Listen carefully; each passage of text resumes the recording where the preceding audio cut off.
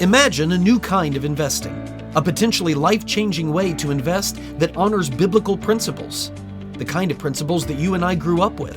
Since 1994, Timothy Plan has made biblically responsible investing possible, offering mutual funds and ETFs that are filtered for biblical principles. Don't compromise your values. Invest with Timothy Plan. Ask your financial advisor or call Timothy Plan at 1-800-TIM-PLAN. Again, that's 1-800-846-7526 and discover what it means to be a biblically responsible investor. Investing involves risk, including possible loss of principal. Before investing, carefully consider a fund's investment objective, risks, charges, and expenses contained in the prospectus available at timothyplan.com. Read carefully before investing. Mutual funds distributed by Timothy Partners Ltd. and ETFs distributed by Foreside Fund Services LLC. As a paid testimonial, there is no guarantee of future performance and each experience will differ. Well, hello, welcome to another edition of the Memo Pod, and it's great to have you all aboard. I'm going to start off by this is all going to tie in together. The way that I'm going to start this by telling you of my own travails today, the difficulties I've had today, and then what I wanted to talk about here, at least in this opening session, which all of you who are free subscribers, you are getting this Memo Pod, you'll hear all of this. Those of you who are paying subscribers, you'll stick around and we'll do a little bit more after that, which I'm excited about doing, of course. Always enjoy that time, so we'll get that going here in just a second. But let me kind of fill you in just a little bit, getting things situated here. I want that over there. Okay, yesterday is kind of, oh, by the way, this will play into it too. I'm sure wait a minute, there it is. I'm sure you're all already noticing this spot. It's like a Star Wars shirt, right? But then above it, right there. See that spot? Yeah. Those of you that aren't watching this, by the way, that happens frequently. I kind of forget. Many of you listen to the podcast and you don't watch it. And that's fine. That's good. But I've got a spot. Just know that it's like right above the X-Wing fighter here on my shirt is it's like a dot. It's a very bright, prominent white dot. That's going to come into play here in just a second. So, last night, I was at school during the day, got a notice from my wife, got a text that a friend of ours in Indianapolis, her office had given her 3 tickets, to the Indianapolis Colts, that's the football team, NFL team here, their training camp. They were scrimmaging against the Chicago Bears last night. And so asked if we wanted to go. And of course, Jenny's like, yeah, I'll go along. I don't really care, but I'll go along. I was super excited. Absolutely signed me up. I was thinking this is going to be a great night. So on the way out, Jenny and I stopped at Cracker Barrel. And it's Wednesday. So that's when I'm able to get my broccoli cheddar chicken. It's the special on Wednesdays. And yeah, because I'm 72 years old. So we got there at 4 o'clock. Just sticking with the whole 72-year-old thing. For those of you that have been around for a while and you have listened to sermons and things like that, this phrase might mean something to you. The rest of you aren't going to get this, and that's okay. But the biscuits were not very good. But the broccoli cheddar chicken, outstanding. Outstanding. So I ate it, and we're driving down to Indianapolis, and I'm going to spare you the gory details, but it became very obvious things were not settling the right way. And I don't know if it was the broccoli, I don't know if it was the chicken, I don't know if it was the cheddar, or one of the sides, I don't know. But something wasn't settling. And I was thinking, okay, well, I can get there, and then once I'm there, I'll take care of business. I got there, we got parked. I didn't realize we were going to have to walk 2 miles in order to get to the place where the practices were happening. We eventually get there. I'm looking for the restrooms. There's just like tents set up back there. And then I found the porta potties. That's as good as they could do. So I went in and used a porta potty. It's honestly the first time in a long time that I've used a porta potty. Like, it's probably been since Jenny was running half marathons pretty regularly. I'd go and, stand at the starting line and cheer as she took off, and then kind of hang out, use the porta potties, and then cheer when she came back. That's pretty much what my role was there for that. But anyway, so I went to the porta potty, did that, but even the entire practice that we were there, which for the most part was neat, I enjoyed that. but my stomach was unsettled. So I had to hit him again on the way out. We stopped once on the way home, and we get home. It's about 9 o'clock, 9:15, something like that. The youth group from our church had been over using the pool for a swim night. And I was glad that I wasn't there for that. But I went out, I had to get the cover back on, I had to put new chlorine tabs in, and then I decided to shock the pool with some liquid chlorine. Okay. I had worn this t-shirt to the practice last night. Okay? Yeah, I know, I'm wearing it 2 nights in a row. It's just saving on laundry. I wore it for a couple hours last night, I'm wearing it for a couple hours tonight. Don't judge me. I'm pouring the liquid chlorine in, and a random bloop popped up in the air. Boom. Right there. It's liquid chlorine, so it's bleach. Totally bleach that one little droplet right there. And so now, one of my favorite Star Wars shirts, or one of my favorite shirts, which happens to be Star Wars, done. Done. I mean, yeah, I still wear it, but everybody notices it and everybody comments on it, so that annoyed me. Then I went inside and I continued to have internal distress throughout the evening, into the night, struggled to sleep, got up. My kids were even slower than me. I've got to speed this story up. We get to school, we're late. Of course, it's a day that the principal needed me before school, so he was fully aware that I was late to school. So I go down, talk to him about all of that. The highlight of my day is when Jenny comes and sees me at lunch. Well, she has infusions for a condition that she has, and they do them at home, and her infusion got pushed back to my lunchtime. So I think I'll go home and see her. So I drive home, I see her. I had to go to the bathroom while I was there because this has been a consistent problem all day. And I get in the car to come back to school. I make it maybe, I don't know, a half a mile. Car dies. Now this is the one that we're leasing, so it's less than a year old. Just dies. Can't get it to restart. I'm thinking, I don't know what to do here. It's chugging and chugging. It will start and then it will die. I'm not going anywhere. So eventually my neighbor comes out and we try to find a way to get it into neutral because it's the electrical power. And so when it's out, there's a manual way to do it, but I can't find that switch anywhere. I watch YouTube videos. There's nothing showing me any kind of manual release for neutral.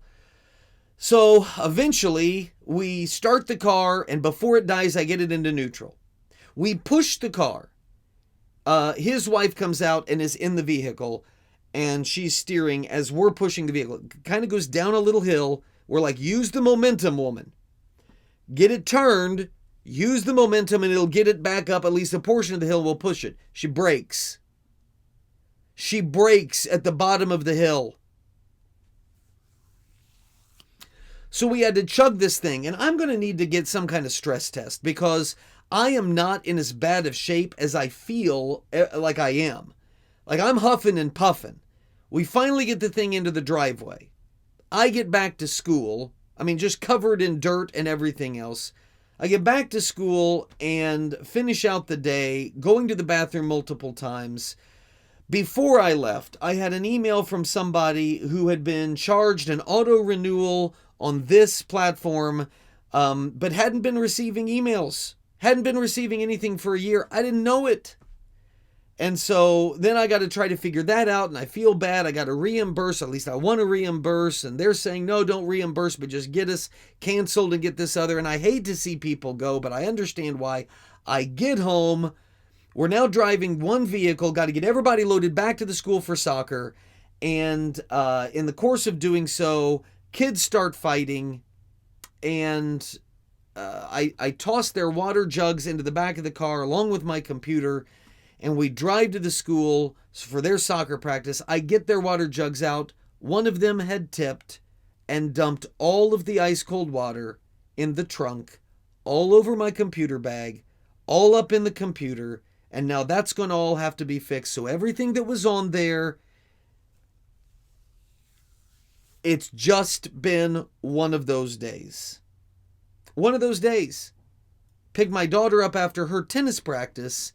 And she gets mouthy with me, and I don't respond. I don't respond the whole way home. I'm hearing, well, this is really nice. You're not a very good Christian dad if you're not responding to your daughter. I don't even know what to say. I couldn't handle the attitude.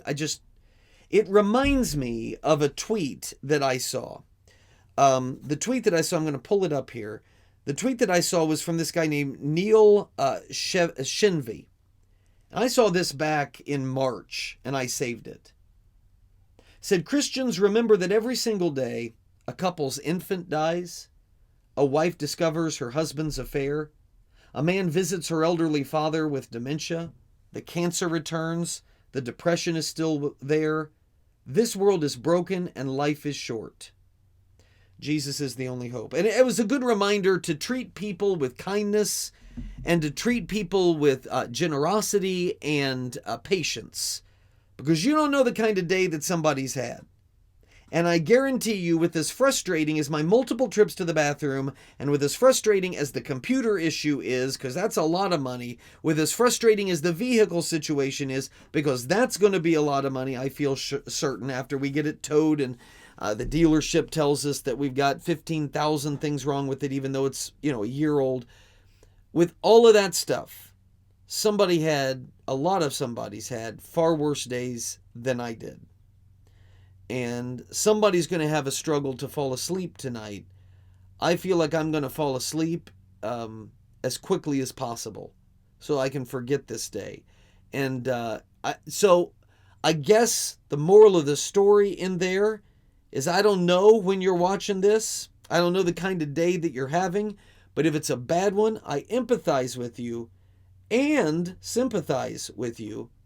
And if it's not a bad one, please know that someone around you probably is. So show them just a little bit of leeway. All right? That'd be great. Just friendly reminder. And it's along those lines as I get into this story to start off the memo pod. Representative Max Miller. Did you see what Max Miller had tweeted? Because this made a lot of news in a lot of places. Max Miller, who is a Republican from Ohio, he's Jewish. He jumped all over a Republican activist on Twitter, or whatever we're calling Twitter now. Attacked her for posting what he said was a bigoted tweet. Here's what Lizzie Marbach had tweeted. Okay, Lizzie Marbach is the Republican activist who tweeted, quote, "There's no hope for any of us outside of having faith in Jesus Christ alone." Lizzie Marbach is a Christian, and so that's a logical thing for a Christian to say. There's no hope outside of Jesus. And man, after a day like this, I'd be the first one to point that out. This wasn't even anywhere close on some people's scale of a bad day. But keep in mind, without Jesus, this world is the only heaven you're ever going to know. I mean, that's pretty intense. Without Christ, this is as good as it gets. And there are good days. But I hope that those good days aren't as good as it ever gets. Because even those good days are marred with some kind of sadness or reality of the world. Awareness of difficulties that others are having. Even if you try to live in a bubble. It's true. Without Jesus, this world is the only heaven we will ever know. There's no hope in that. So yes, as a believer, I'm 100% in agreement with Lizzie Marbach that there is no hope for any of us outside of having faith in Jesus Christ alone. There's no eternal hope, but there's also no temporal hope. Because if you don't have hope in the age to come, the best you can do here on earth is to avoid thinking about it. And by the way, that's exactly what earthly psychiatrists and psychologists, it's exactly what self-help is all about. It's about ignoring reality. Don't think about your actual condition. Don't think about the big questions of life because there's too big and they're going to overwhelm you. Focus on the small things. Focus on the small victories. That's where you need to be. Because if you look at the big picture, this world has no hope. So Lizzie Marbach is spot on. Seeing that comment, this Max Miller, a representative from Ohio, jumps in, quote tweets Lizzie. So you see what she had said. And then this representative from Ohio says this, quote, "This is one of the most bigoted tweets I have ever seen. Delete it, Lizzie. Religious freedom in the United States applies to everyone. To every religion. You have gone too far." You've gone too far? It's too far for a Christian to declare that Jesus is the only hope? That having faith in Jesus, man, that's what we believe. That's what we've been commissioned by Jesus to spread and to tell the entire world. That you have no hope outside of Jesus. That we are sinners, all of us. I'm a sinner just like you. And I don't have a chance, I don't have any hope of living forever without Jesus. And neither do you. I can't keep that to myself. How hateful and bigoted would it be to say that you, because you're different than me, are undeserving of that truth and undeserving of that information? No, I'm compelled by love for my fellow man to share that message, as Lizzie Marbach is. Compelled to. So it's a very odd thing to suggest that that is somehow bigoted.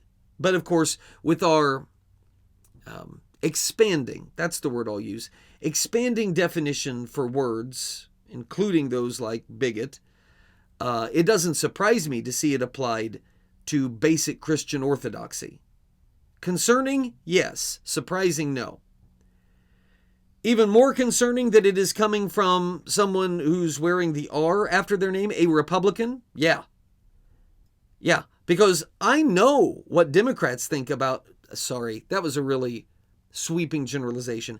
I meant to say, I know what many Democrats think about core Christian Orthodox views. And I know what they think about it because their party platform pretty much nails it out there, puts it out there. The Republican Party at least attempts to maintain lip service, give lip service to the ideas of religious freedom and the support of Christian principle and Christian ideals. Do I trust them? No. But they at least attempt to maintain that facade. So when one of these Republicans, who is coming from a district that undoubtedly he would want to carry the Christian vote, when he willfully says, "Your Christian orthodoxy, that's some of the most bigoted stuff I've ever seen. Delete it. Because you expressing your religious viewpoints, well, that's infringing on my religious freedom as a Jew." So, how does that tie in to where I started this whole podcast? I want to give Max Miller the benefit of the doubt. I do. I want to give Max Miller the benefit of the doubt to think he was not thinking like an Orthodox Christian. He finds great strength and great hope in his own religion. And so when he sees that tweet, he thinks, no, I have a lot of hope. I have a lot of hope, and it's placed in my faith. So don't tell me there's no hope without Jesus. You're denying me my ability to find hope in my faith. Now, I don't think that's what Lizzie was doing, but I think that's probably what he saw in that particular post. And I think that he most likely was reacting as Max Miller and not Representative Max Miller. Does he have to know better when you're in a position like that? Of course he does. And does it look bad for someone who's in the government employ to start telling a private citizen that they have to take down their tweet? Yeah, it's not a good look. It's not something that you want to do. Is it necessarily a coherent message to be talking about how religious freedom in the United States applies to every religion, but you're trying as a government official to tell a citizen that they can't express their religious viewpoint?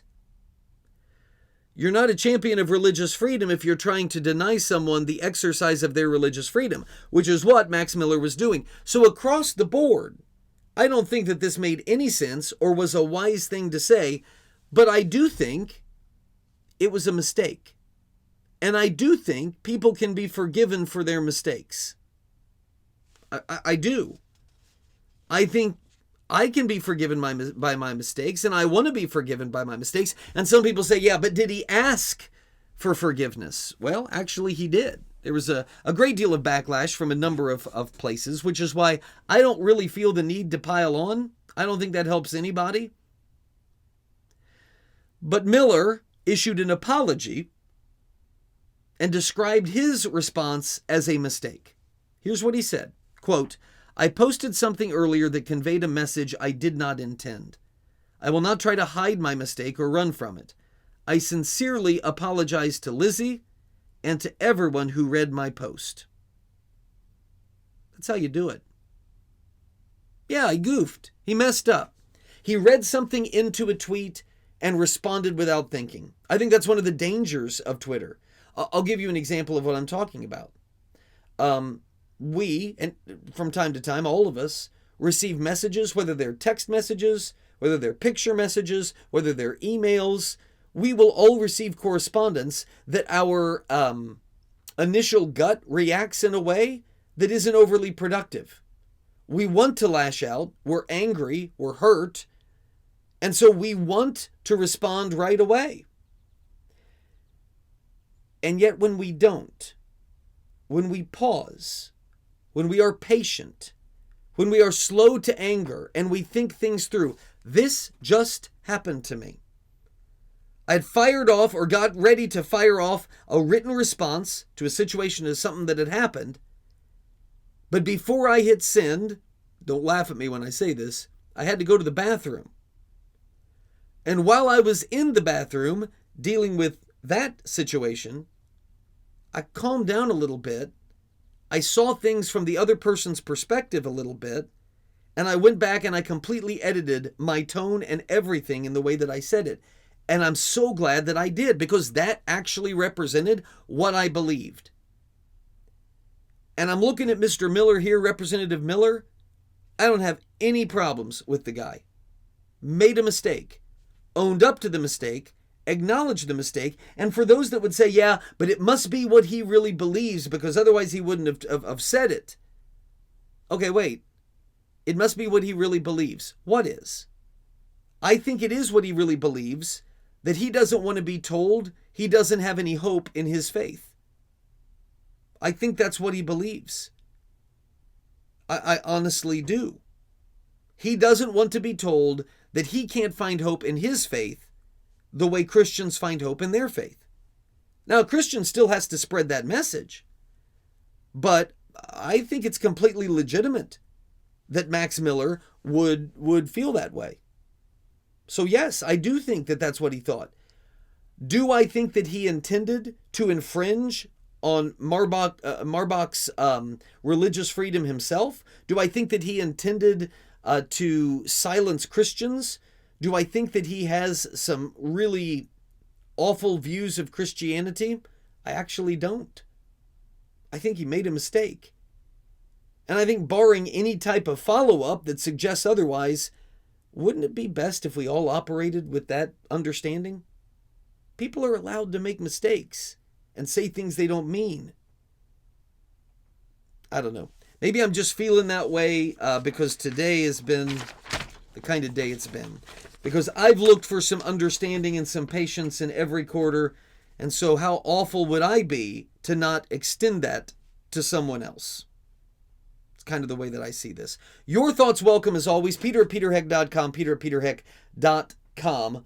Marbach, as far as I saw, hadn't responded, but I haven't checked it recently, so maybe she did. But I thought it was magnanimous and the exact kind of apology you would make if you were extremely sincere. And I think that he did. And so I think that he is, until I have reason to believe otherwise.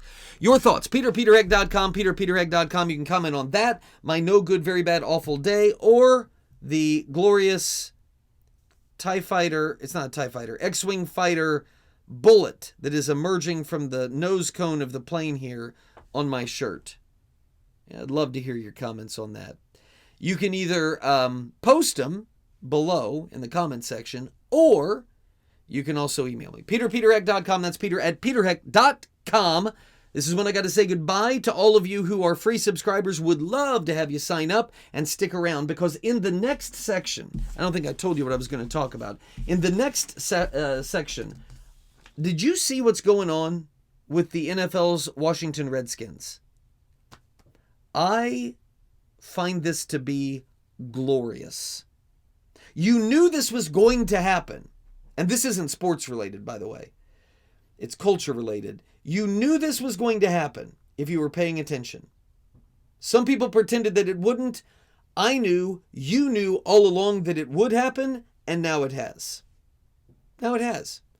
I can't wait to share with you what is going on over there. You're going to find it hilarious, and you're going to be all on board with this. I guarantee you. And also, if I have time, just some tips on how to keep your dream from becoming a nightmare. Say, what in the world are you talking about? I have seen in the last week two ministers that I looked up to, that I thought highly of. I have seen their ministries collapse because of their own infidelity. They took their dream of spreading the gospel of Jesus, and it turned into a nightmare because of unchecked sin on their part. And I don't like it. And I don't want anybody else to deal with it. I don't want to deal with it. And so some thoughts along those lines about how you can prevent that from happening, taking that tumble into a place that you don't want to go. That all, along with the Washington Redskins, you're going to love this. I guarantee you, you're going to love it. Comes up after the break. Stay with us. The Memo with Peter Heck.